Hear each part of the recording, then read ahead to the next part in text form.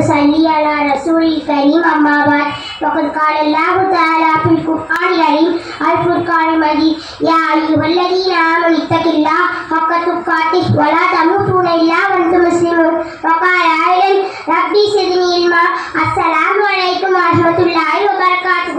அன்று எத்தனையோ விஷயங்களை எல்லாம் பார்த்து வியந்த மனிதன் இன்றைய நவீன உலகில் நவீன வாழ்வில் மனிதனையே வியக்கும் விஷயமானது மனிதனையும் மனிதனை மனிதனாக பார் என்கிறது உலக நீதி.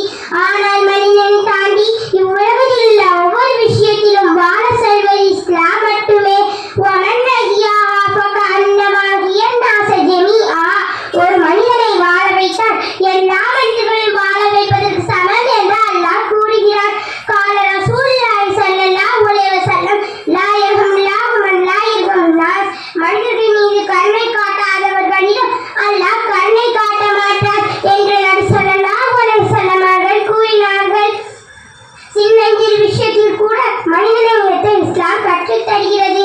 நபி அவர்கள் கூறினார்கள், பாதையில் தொல்லை தரும் பொருட்களை அகற்றுக, பிறரின் துன்பத்தை நீக்குங்கள் என்றார்கள்.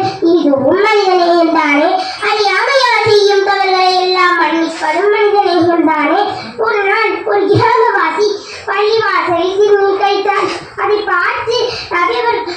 பார்த்த மக்கள் அவர்களை அழைக்க முற்பட்டார்கள். அதை பார்த்து நபியவர்கள் கூறினார்கள், நீங்கள் மாதத்தை மென்மையாக கூறுவதற்காகவே அனுப்பப்பட்டுள்ளீர்கள் என்று கூறி நபியவர்களை அந்த இடத்தை தண்ணீர் ஊற்றி சுத்தமும் செய்தார்கள். பார்த்தீர்களா நண்பர்களே, நபியவர்கள் எவ்வளவு மனிதநேயத்தை நினைந்திருக்கிறார்கள். அதே போன்ற மனிதநேயத்தை நமக்கு கற்றும் தந்திருக்கிறார்கள். இன்னும் இவ்வாதத்திலும் கூட மனிதநேயத்தை இஸ்லாம் கற்றுத் தந்திருக்கிறது என்றால் வியப்பூட்டுகிறார்கள் அல்லவா? எழுதி வைப்பவர்கள் சுருக்கமாக வைக்க வேண்டும். ஏனெனில் அதில் நோயாளிகள், பலவீனமானவர்கள், வயதாளிகள் இருப்பார்கள். அவர்களுக்கு சிரமம் ஏற்படும் அல்லவா?